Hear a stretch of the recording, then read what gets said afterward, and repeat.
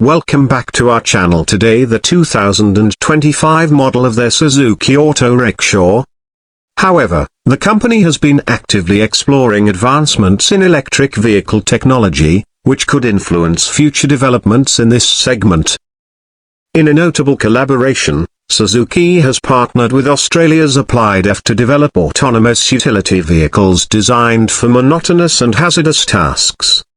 Applied F, established in 2015, focuses on creating control systems for autonomous vehicles, targeting applications such as retail delivery, mining, and factory transit. This partnership aims to address driver shortages and improve efficiency in various industries. Additionally, Suzuki has made significant strides in the electric vehicle market. The company unveiled the e-Access, an electric scooter, at the Auto Expo 2025.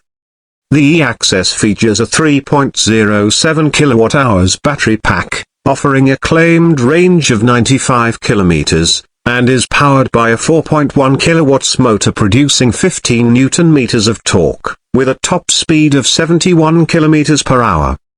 This model is expected to be available in India by March 2025 and will be manufactured locally for both domestic sales and global exports. Furthermore, Suzuki introduced its first mass-produced battery electric vehicle, the e-Vitara, in November 2024. This subcompact crossover SUV is built on the Heartect T electric vehicle platform and offers two battery options, a 49 kWh pack delivering 106 kW and a 61 kWh pack producing 128 kW. The e-Vitara is set to be manufactured in Gujarat, India, with production commencing in 2025.